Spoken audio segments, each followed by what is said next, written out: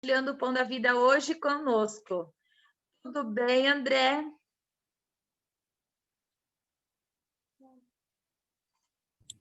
Está me ouvindo? Sim. Tudo bem. Muito bem, graças a Deus. Obrigado pelo convite. Agradeço a Deus, agradeço o Tony aí pela oportunidade. E é bom estar junto com a igreja virtualmente, já estive lá fisicamente lá com a igreja, inclusive até com o pastor Álvaro, lá a primeira reunião que quando retomou, nós fizemos juntos lá a parte da lição. E hoje a gente está aqui, vamos deixar Deus conduzir e agradeço a todos aí. Muito bem. O André, ele faz algum tempo já, quando a gente já começou no ministério ali na Vila Formosa, logo ele começou a frequentar a nossa igreja e foi uma bênção. E é muito bom ter uma família assim dedicada na nossa igreja, não é verdade? Então, André, agora os minutos é com você, que Deus possa abençoá-lo. Tá bom? Amém. Obrigado, obrigado. Bom, feliz sábado aí a todos. E assim como estamos, vamos fazer uma pequena oração para reafirmando tudo que Deus foi conduzindo até agora. Querido e bom Deus que habita no mais altos céus, obrigado, Senhor, por estarmos reunidos mais uma vez em Teu nome, para Te louvar e aprender um pouco mais de Ti. Que o Teu Espírito navegue em nossos corações, ilumine a nossa mente, para que possamos, Senhor Deus, entender, aprender e aplicar o que nós vamos estudar da Tua Palavra. Tudo isso nós te pedimos em nome de Jesus. Amém. Bom, irmãos, essa interação é diferente, né? Porque na igreja você consegue ouvir o pessoal respondendo, né? Você fala feliz sábado, a igreja responde feliz sábado. É uma realidade diferente. Eu acredito que essa é a segunda vez que eu estou pelo Zoom aí, uma vez com lição, essa é a primeira vez como pregação, então é um aprendizado também, né? Interagir de uma forma diferente. Estou aqui com a família, como se fosse realmente um culto de família. Então, aqui está a esposa, filho, a irmã da esposa, minha cunhada Renata, Vanessa, Guilherme, Renata, o Gustavo está aí na igreja fisicamente, dando um apoio para o pessoal do som. E nós estamos aqui, né, irmãos, vivendo uma realidade diferente já há algum tempo, né? E tudo novo, né? Na igreja é sempre melhor, né? Não sei, vamos se adaptar, eu estou me adaptando ainda, vamos fazer junto aqui essa meditação. Eu queria convidar os irmãos a abrirem a Bíblia em Êxodo, no capítulo 1 de Êxodo, capítulo 1, verso 8. Antes de a gente começar a fazer essa leitura, enquanto os irmãos vão procurando a Bíblia em Êxodo, capítulo 1, verso 8, eu queria conversar algumas coisas para que a gente possa, para que a leitura fique mais rica para nós. Vocês lembram que nós vamos começar a ler agora dentro de um contexto onde José tinha chegado ao Egito. Depois que José chegou, se tornou o segundo homem mais importante no Egito. A família de José vem àquele encontro que a gente tem como talvez uma das cenas mais lindas, mais relatos mais empolgantes do encontro, de José com seus irmãos, depois José com seu pai. Israel vem morar no Egito, e até então eram mais conhecidos como os hebreus, vêm para o Egito, fazem moradia no Egito. José se descansa, morre. Existe uma promessa que José pede, até tem esse relato na Bíblia, que José diz, olha, quando vocês forem embora dessa terra, levem os meus ossos para que sejam enterrados na terra que Deus prometeu. E dentro desse contexto, eu queria ler com vocês aí a partir do verso 8, e depois a gente faz a meditação em cima daquilo que nós vamos ler. Então vamos lá, Êxodo capítulo 1, verso 8, diz assim: Levantou-se sobre o Egito um novo rei que não conhecia nada sobre a vida de José. Então proclamou ele ao seu povo: Eis que o povo dos filhos de Israel tornou-se mais numeroso e mais poderoso do que nós.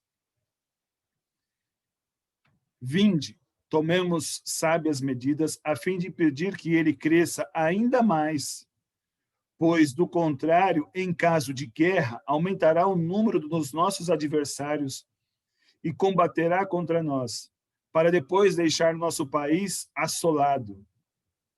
Sendo assim, impuseram a Israel inspetores de obras para tornar-lhes dura a vida com os trabalhos que exigiam. Foi assim que construíram para Faraó as cidades de armazém de Pitom e de Ramsés. Contudo, quanto mais os oprimiam, tanto mais geravam filhos e se multiplicavam, e os egípcios se preocupavam por causa dos muitos descendentes de Israel. Os egípcios obrigavam os filhos de Israel ao trabalho.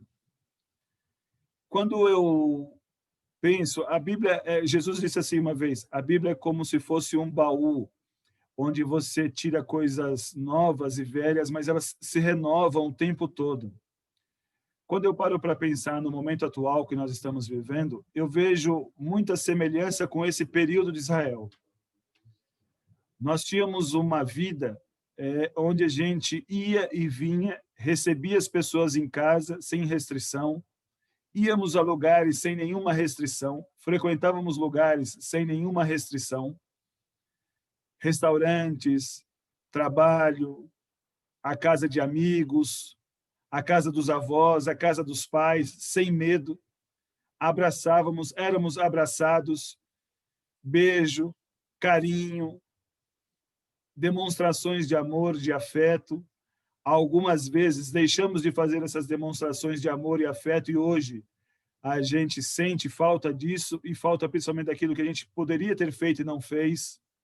A gente carrega uma série de sentimentos e uma série de frustrações, de tristezas pelo período que nós estamos vivendo, onde nós estamos afastados de pessoas queridas e ainda alguns lógico, com a certeza que daqui a pouco isso passa e vamos nos encontrar, mas muita gente mesmo acabou enterrando alguns queridos como se fosse num processo rápido de pouca despedida, quando houve despedida.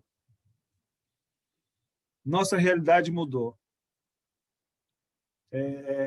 Daqui 10 anos, eu tenho certeza que isso vai aparecer uma vacina, mas vamos imaginar, daqui 10 anos, quando eu conversar com os meus, eu espero que ainda não, mas vamos supor que daqui 10 anos eu converse com os meus netos, e quando eu conversar com os meus netos, e os meus netos perguntarem como é que foi o período, vô, conta para mim, eu estudei na escola de uma tal de Covid, e eu sentar com os meus netos e explicar para eles, olha, o vô não podia ir na casa dos meus pais, porque não podia. Para eles vai ser uma coisa meio maluco. Agora, vamos imaginar que isso ainda continue. A gente com uma geração nascendo dentro desse Covid como a gente tem hoje, vivendo dentro dessa realidade. Então, a gente que viveu uma outra realidade, essa realidade que a gente viveu, embora muito recente, até o mês de fevereiro, ela está se tornando um passado, uma história, uma lembrança, uma boa lembrança de como as coisas eram no passado e de como as coisas estão hoje. E eu queria trazer a mente de vocês para Israel. Israel, quando José foi tornado o segundo homem mais importante, Israel não eram egípcios de sangue nessa época, era um povo chamado Ixo. Os Ixos conquistaram essa parte do Egito, gostaram da cultura egípcia e adotaram a cultura egípcia como um estilo de vida, as roupas, as pinturas, os deuses egípcios, e assumiram o Egito.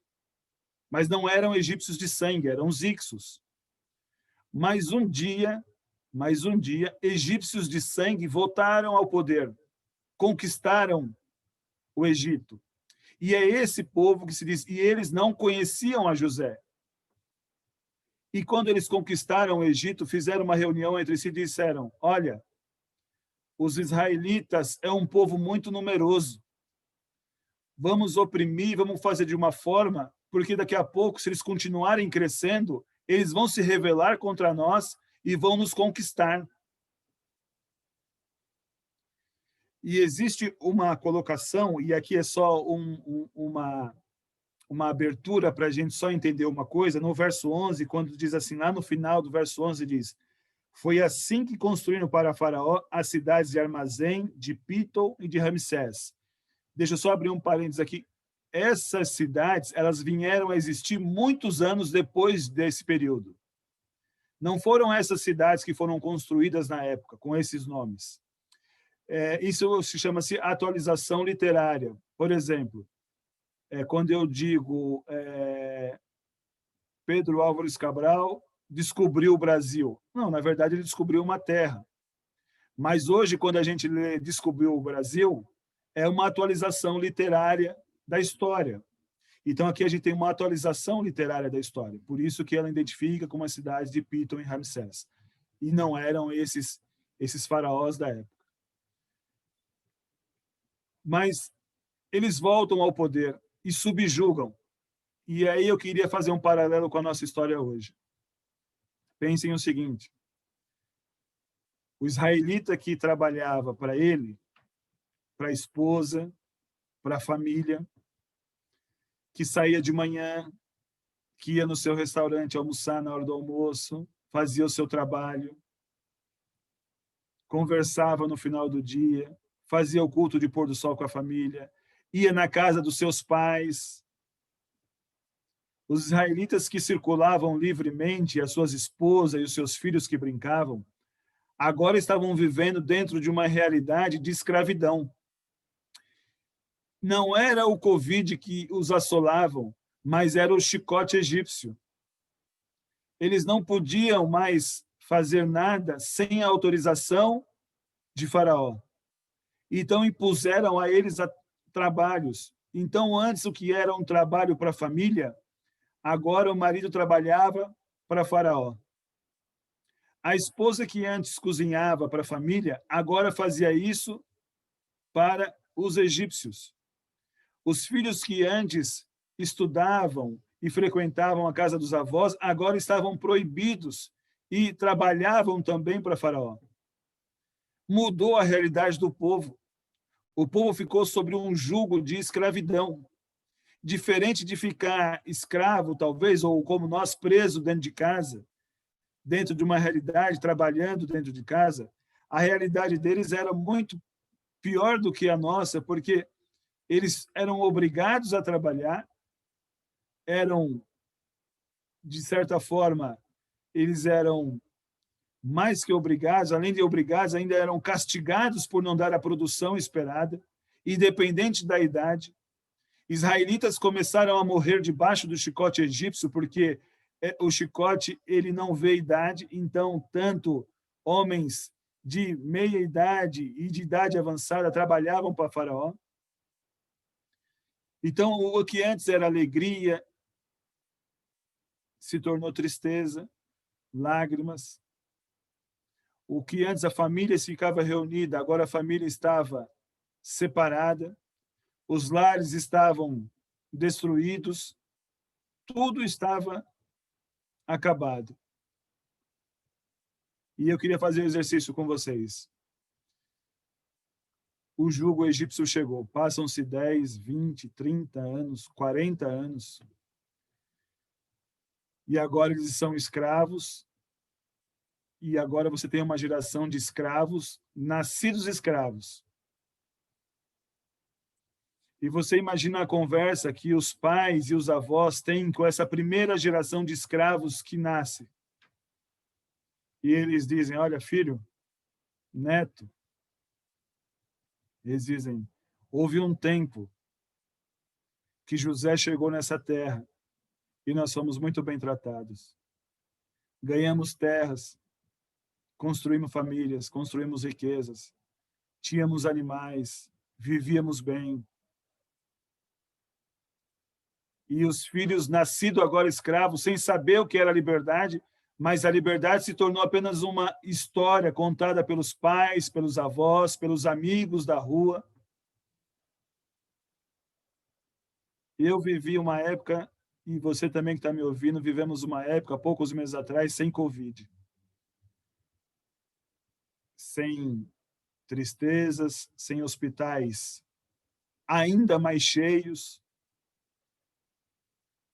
Nós se aproximamos do dia de finados, o dia onde as pessoas vão, de certa forma, matar a saudade ou relembrar daquelas pessoas que passaram por nossas vidas, pessoas que agora vão lá por inúmeras pessoas, ainda um número muito maior pelas pessoas que se foram nos últimos meses.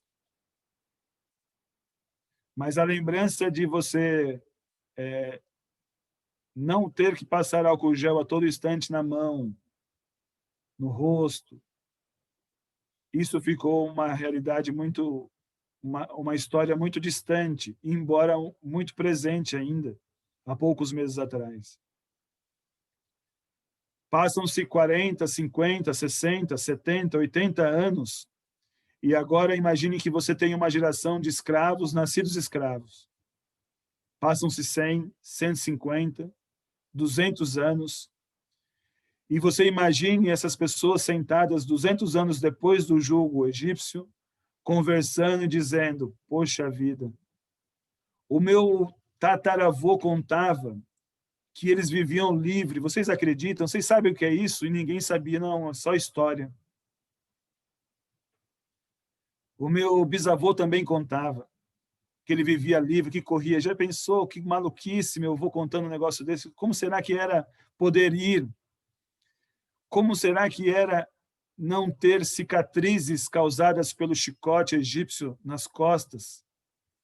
As mãos machucadas? Como será que era poder abraçar a esposa a hora que você queria? Poder fazer refeições com a família? Poder beber água a hora que você queria? Água. Passam-se 300 anos, 400 anos, e agora a liberdade é somente uma história, uma lenda. Uma lenda que ficou no passado. Mas dentro desses 400 anos, imaginem as pessoas que acreditavam no Deus de Abraão, de Isaac e de Jacó.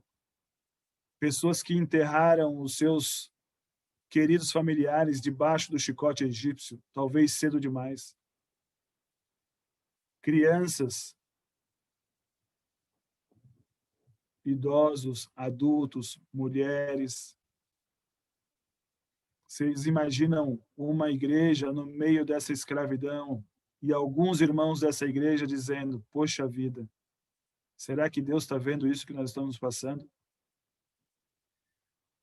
Outras pessoas, apesar de vestirem a capa do cristianismo, mas na hora que começa a balançar, diz, eu não sei não. Eu acho que o Deus de Abraão, de Isaac e Jacó se calou. Talvez essa história de Deus foi só uma história que alguém inventou, assim como a liberdade. Eu acho que como José chegou aqui há tantos anos atrás, há tantos séculos atrás, isso era só uma história. Eu acho que a liberdade não existe. Eu acho que não consigo me imaginar sem as correntes dos meus pés. Se existe um Deus, é verdade, esse Deus é o Deus egípcio, porque há 400 anos nós somos oprimidos. E nada muda. Será que eu vou continuar ainda enterrando queridos pelo Covid e por tantas outras coisas? Será que Deus virou as suas costas para nós, para o seu povo hoje, em pleno 2020? Será que tudo que nós ouvimos e aprendemos sobre um Deus que ama e que busca o seu povo, será que isso é verdade? E a nossa fé, assim como a fé dos israelitas, começa a ser testada queria fazer um exercício com vocês. Imaginem a seguinte situação. O israelita está ali, vamos dizer, um homem de média idade, 45, 50 anos de idade. Tem esposa cozinhando para os egípcios. Os filhos também carregando bloco, palha, barro, sujeira. Gente, os israelitas, os seus irmãos, sem poder sequer ir ao banheiro, urinando, fazendo as suas necessidades em meio ao trabalho, morrendo de sede, como pior que animais, após morrerem sendo arrastados e colocados ao sol, deixados para serem enterrados depois fora do horário de trabalho. Esse israelita que nasceu como escravo, viveu como escravo, não conhece nenhuma outra situação a não ser da escravidão. Ele está ali amassando barra, palho, para fazer tijolos, para construir a cidade. Mas, assim como nós, ele tem um momento de sonho. E ele para um pouco e pensa, como seria ter uma casa onde os seus filhos pudessem correr em volta, onde a sua esposa cozinharia para ele e a família. Como seria estar à mesa com a sua família? Como poder fazer um sacrifício, uma oferta a Deus? Ele imagina como seria a liberdade. Só que ele tem, dentro desse momento, onde ele se perde um pouquinho, para de trabalhar, o seu sonho é cortado, assim como suas costas pelo chicote egípcio. Tem que voltar ao trabalho. E talvez, como muitos de nós, nessa época de pandemia e de tantos outros problemas que passamos, ele começou a olhar seus trapos de roupa suja, suas mãos sujas, pernas sujas, boca seca, as moscas nas suas cicatrizes, nas suas feridas. E disse, olhando para o céu, como se estivesse olhando para Deus e dizendo, é isso que o Senhor tem para mim? É essa terra que mana leite e mel? É isso que o Senhor prometeu para o meu povo? É isso? São minhas costas feridas? É o meu povo enterrando seus queridos dia a dia, a morte nos assola, assim como um chicote egípcio? É a sede, é a fome. E além de tudo isso, um Deus que me abandonou. É isso que o Senhor tem para mim? É isso que o Senhor prometeu? É essa terra que mana leite e mel? É isso que é ser cabeça e não cauda?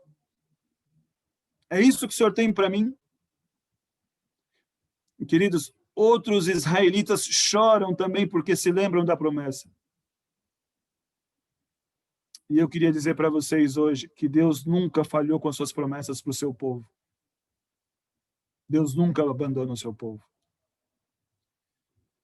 E nessa época, vocês sabem, Deus desce até o seu povo, habita com o seu povo e liberta com o seu povo, através da vida de Moisés. O homem que desceu, habitou e libertou aquele povo.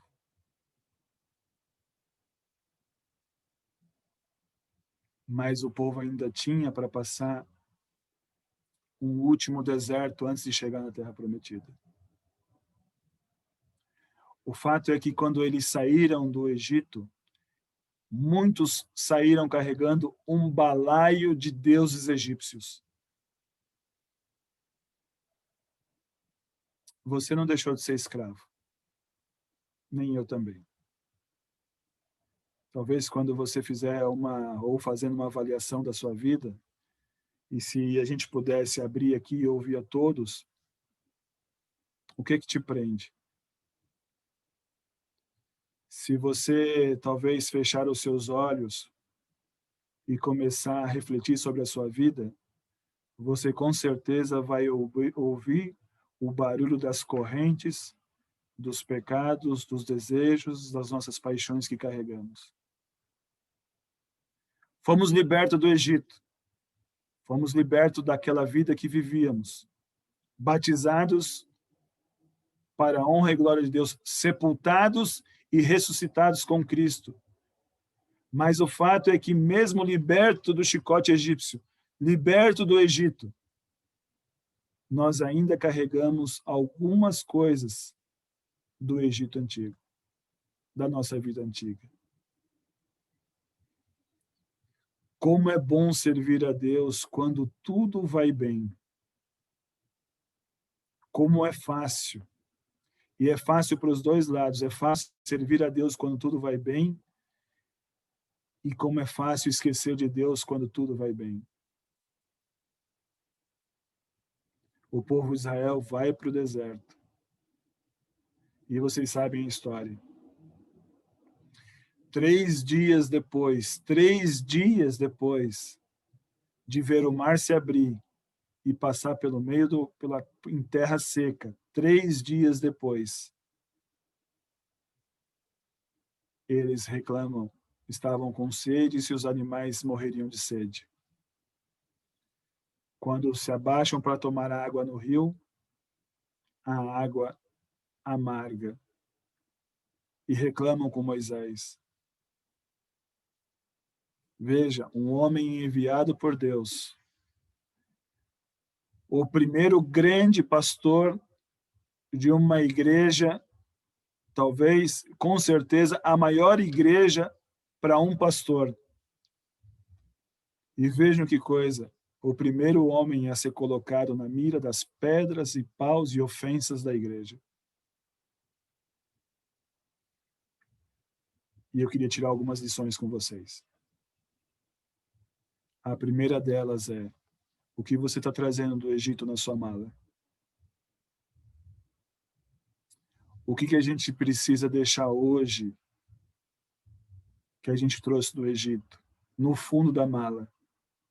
Porque talvez eu precise. O povo sentiu fome e Deus deu comida. O povo sentiu sede e Deus ensinou o povo a beber. Providenciou água para eles. O povo não sabia onde fazer as suas necessidades, como fazer. Moisés, instruído por Deus, ensinou o povo. De dia uma nuvem, à noite uma coluna de fogo. O povo recebia pão direto da padaria do céu. Mas chegou um momento em que o povo disse: olha, Moisés, essa comida é muito ruim. Olha só como o Egito ainda falava no coração deles. Nós sentimos falta das panelas de carne do Egito. E, queridos, se vocês derem uma olhada no hebraico original, Deus fez voar tanta cordonize e eles comeram tanta carne que a expressão original diz assim: eles comeram tanto que chegou a sair pelo nariz.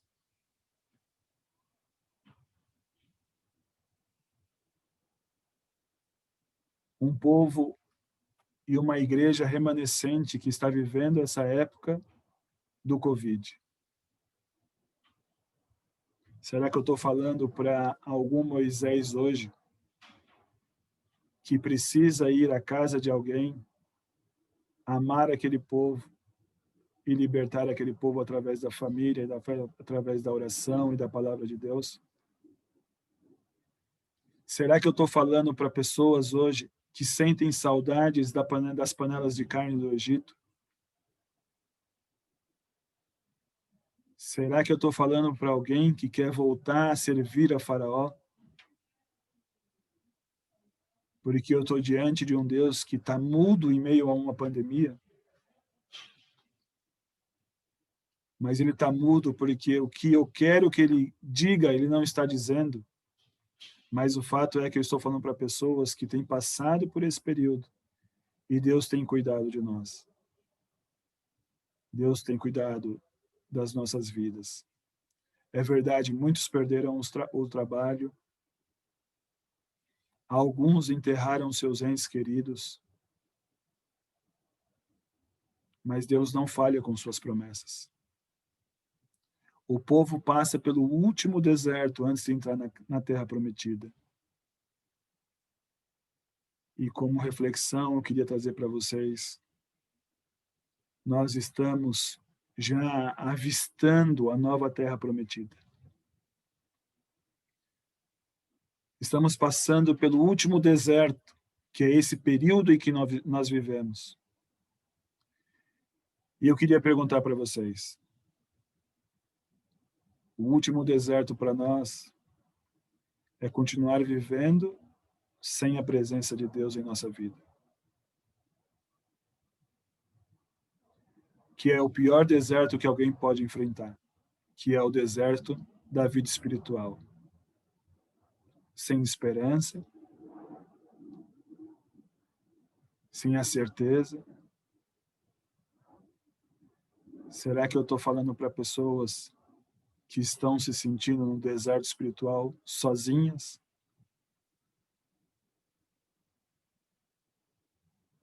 Com saudade dos seus filhos, com saudade dos seus amigos, com saudade de estar reunido em família?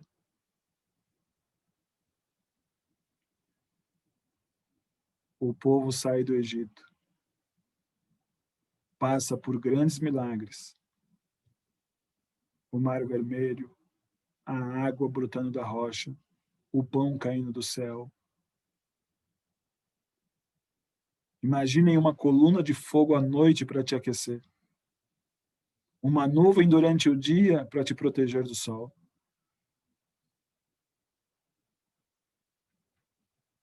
As pessoas sendo curadas quando olhavam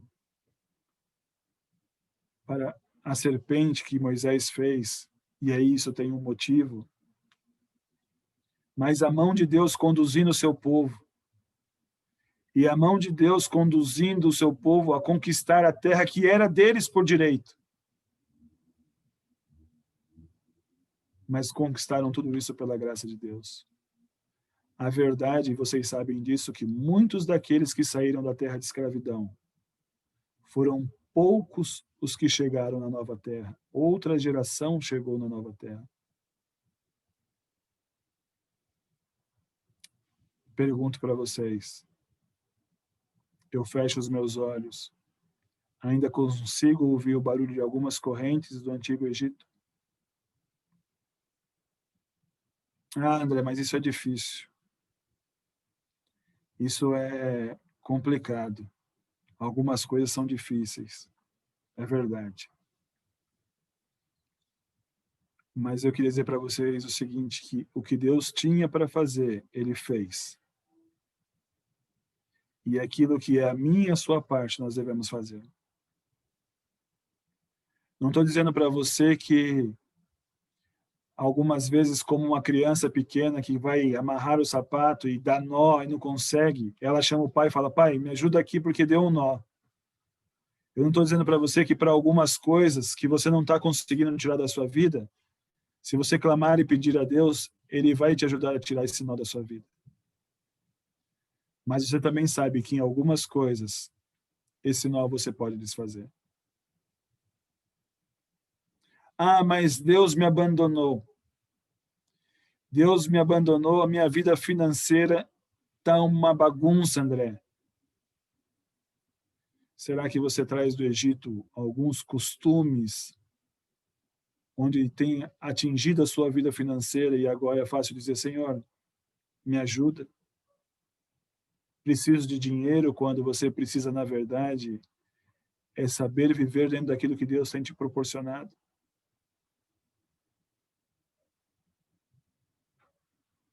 Mas os costumes do Egito ainda vivem dentro de nós.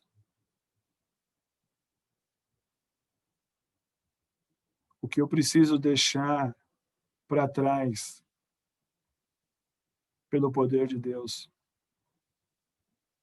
Eu preciso parar de olhar no retrovisor e sentir saudade do Egito e começar a olhar para a pessoa maravilhosa de Jesus Cristo como meu Rei, meu Salvador.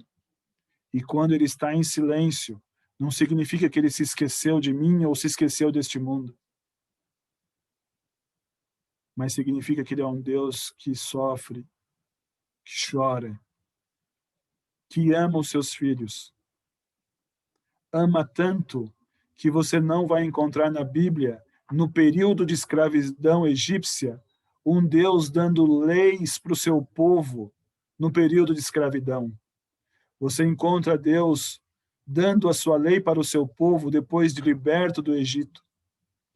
Um povo que recebe essa lei depois de liberto, que é um povo que tem condição de dizer assim: Senhor, eu aceito te servir. Ou Senhor, eu não quero te servir. Mas um povo só pode dizer sim ou não para Deus, porque é um povo livre e liberto por Cristo Jesus.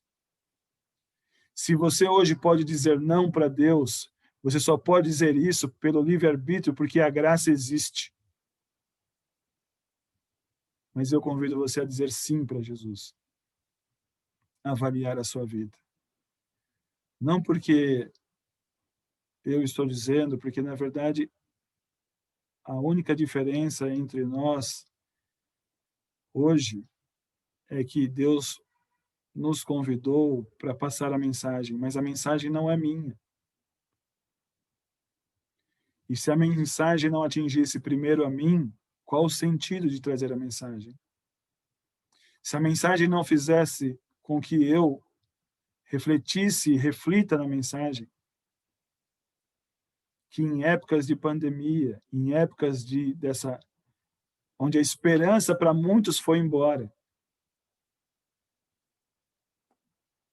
onde o encontro com a família e o abraço com os pais, com os avós, com os amigos, é só uma história agora que a gente conta para as pessoas e para os nossos filhos, de que era assim. Mas eu tenho a certeza que Deus está muito mais próximo de nós, à sua volta, do que já teve em qualquer tempo. Será que hoje eu convido a igreja, pelo poder de Deus, pela graça de Cristo Jesus, a pedir libertação das correntes que ainda nós carregamos do Egito?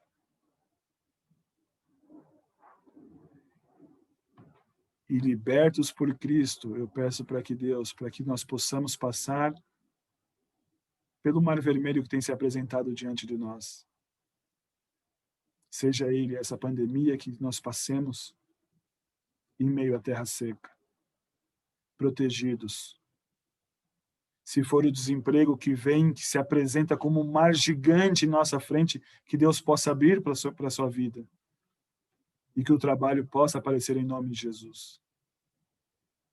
Se é a doença ou alguém da família, e nós tivemos pessoas ligadas à nossa família, onde filho e pai mandaram mensagens dizendo: ora, porque não tem mais o que fazer. É engraçado que as pessoas pedem e fazem pedidos dizendo: não tem mais o que fazer, agora é só Deus. Deus sempre entra como o último recurso e não como o primeiro de nossas vidas. Olha, a gente já está num bom hospital, estão bons remédios, bons médicos, tem tudo, mas não tem mais jeito. Agora é só Deus. Queridos, para um cristão não existe o agora é só Deus. Para um cristão existe somente Deus. Quando você lê, talvez, o nosso salmo mais conhecido, e eu queria encerrar com este salmo. O Salmo 23, onde diz: o Senhor é o meu pastor e nada me faltará. Quando você vai no original, e eu vou dizer isso para você, e nunca mais você vai esquecer. Quando você vai no original, o que Davi está dizendo assim, ele não diz: o Senhor é meu pastor e nada me faltará. Ele diz assim: o Senhor é meu pastor e de nada tenho falta. Olha como é diferente, porque quando a gente diz: o Senhor é meu pastor e nada me faltará, levando para um lado do materialismo, a gente diz assim: olha, sendo o Senhor o meu pastor, eu vou ter abundância de coisas, eu vou ter muitas coisas, eu vou ser alguém que tem bens, eu vou ser alguém que tem tudo.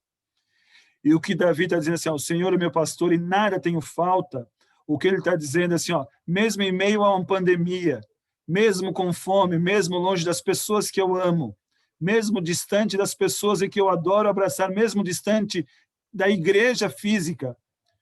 O Senhor é meu pastor e de nada tenho falta. O Senhor me basta. Eu tenho saudade, é verdade.